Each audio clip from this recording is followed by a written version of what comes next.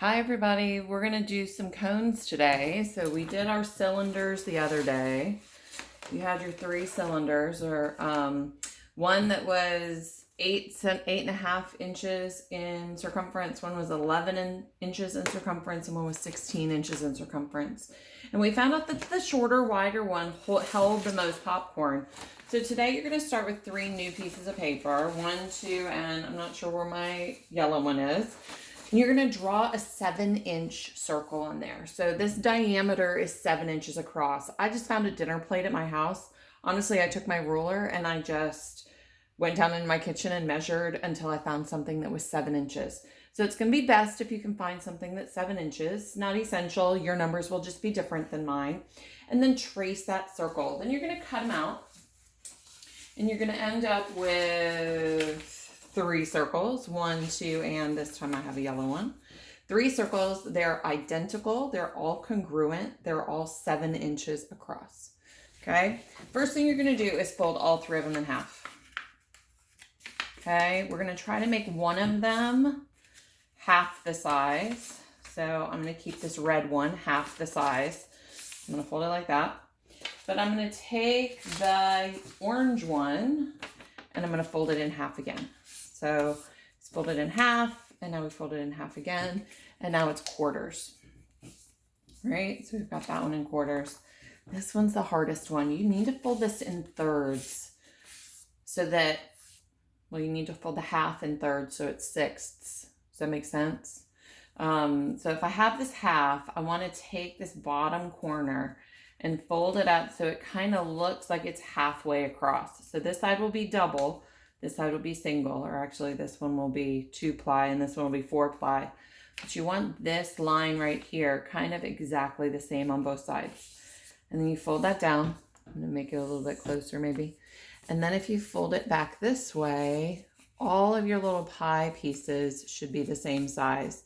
And it's okay if it's not perfect. Mine's not perfect. I don't know if you can see. It's not 100% perfect, but you should have 6 layers of paper, and when you unfold it, especially if you unfold it all the way, it'll be in 6 pieces. 1, 2, 3, 4, 5, 6. Okay, so we've got 6 pieces, we've got 4 pieces, and we've got 2 pieces. So what you're going to do then is take that red one and you're going to slice it in half. I'm going to pause the video and go do that, and then I'll come right back.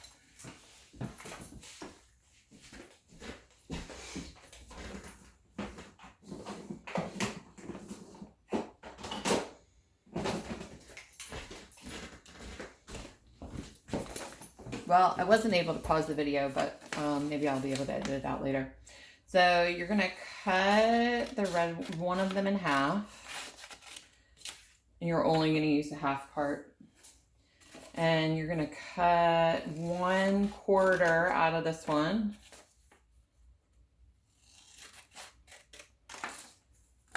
Okay, so we cut 1/4 out. We cut half of it out. Now you're going to cut 2/6 out. So really that's 1/3. The easiest way to do it is to fold it back in half and just cut one of those thirds out. Because you've done that 2 layers, it cuts out 1/3 instead of, anyway, 2/6. You're gonna now measure these a little bit. So the red one, if the diameter was 7, I can do circumference equals pi d, and circumference equals 2 pi d, or pi d. So circumference is 21.98. So the distance all the way around here is about 21.98. The radius of that would be the half. So the radius would be 3.5. For this one, we cut out 2/3, or we cut out 2/6, or 1/3. The diameter was the same, so the circumference is the same. We can find the radius by cutting the diameter in half, right? So we're going to turn these into cones by matching up these cut sides and making them into cones. And then our last one, the one that we took the smallest bite out of, this one also has a circumference of 21.98 because they were congruent circles. And we can find that with 2 pi r. 2 times pi times 3.5 is 7 pi. And then 7 times pi is 21.98. Boom. Now we're going to turn these into cones. So you're going to tape your cone like this. You're going to tape your cone like this. And you're going to tape your cone, this is the hardest one to do, like this. So once you do that, you end up with a tall cone. And my cone's got a little squished. And you end up with a medium cone. It's a little bit shorter, but it's wider at the base. And then this one that really got squished, which is a lot shorter and a lot wider. Okay, so you've got a tall skinny cone, a medium cone, and a short fat cone. What I need you to do is get a ruler out. I want you to measure kind of the radius on the bottom, or the circumference on the bottom, the diameter across, and then calculate the radius by dividing it by 2. And then see if you can estimate the height. So the slant height, once we wrapped this cone around, the radius of the original circle becomes the slant height. So the radius of our original circle was 3.5. It was 3.5 because the diameter was 7. So if the radius is half of the diameter and the diameter was 7, the radius is 3.5.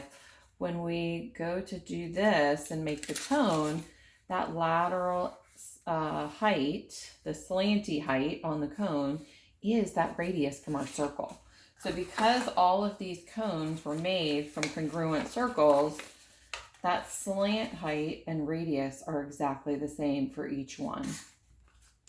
The slant height, and that's the L on our formula sheet, and the radius are exactly the same thing. Slant height and radius. So kind of make your cones, check that out, and then see what the difference in diameter is for each of those cones. One of the things you can do is take a piece of paper, put your finger down on your cone, trace around the base, and then measure it with a ruler. So do that and join me back here.